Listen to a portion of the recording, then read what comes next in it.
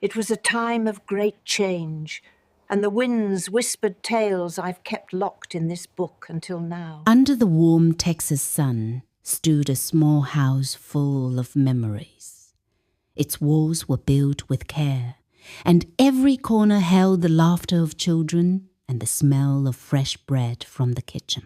She worked hard for this land, raising her family with love and sacrifice. The garden was her pride, and the wide fields brought her peace. This was more than just a house. It was her heart, her history, and her dream. To her, it was a safe place, but she did not know that soon the home she built with love would become the center of a storm that would break her heart. Not everyone saw the home the way she did. Her family began to whisper among themselves, deciding what they would take even before she was gone. Instead of love, their eyes showed hunger for her land and house. Arguments broke out, and the warmth of family started to turn cold. She could not understand how the children she raised with so much care could now fight over things that were not yet theirs.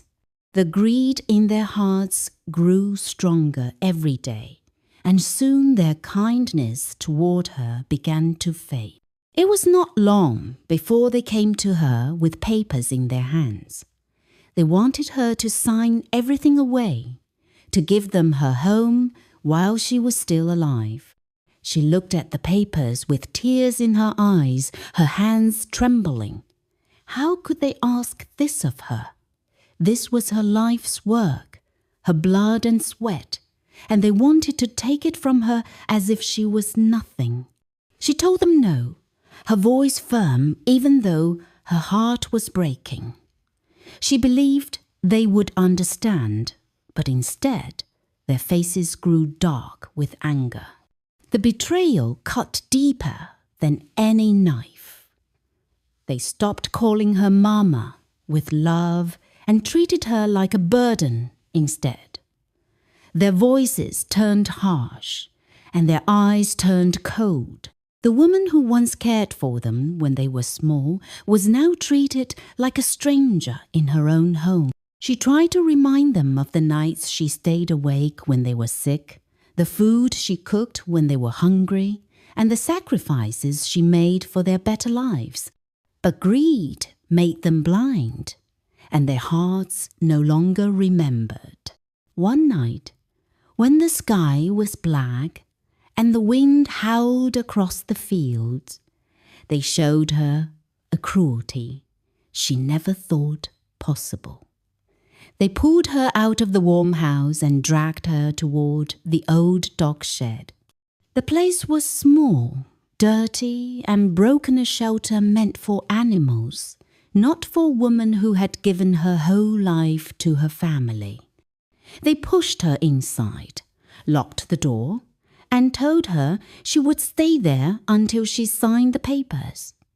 She sat on the cold ground, the smell of dust and old wood filling her lungs, her heart heavy with pain. In that shed, her tears flowed quietly. She thought of the days when her children were small, running through the same yard where she was now trapped.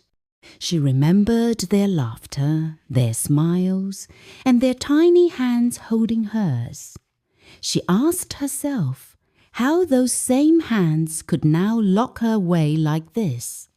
She prayed in the silence, asking God for strength, asking why her life had turned so cruel.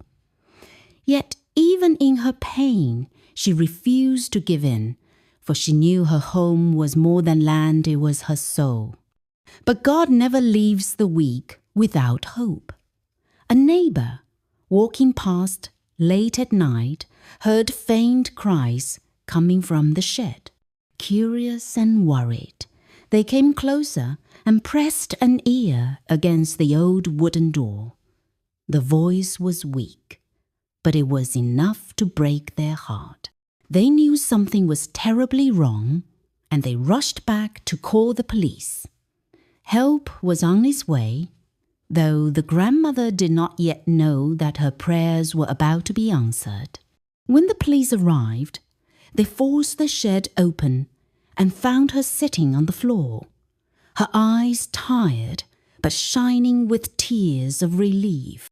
The truth was revealed that night, and the family's dark secret came into the light.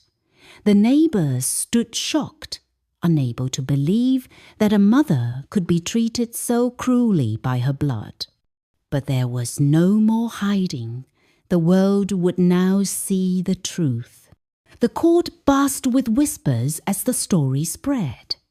Her family stood before the judge, their heads lowered in shame as their wrongdoings were read out loud.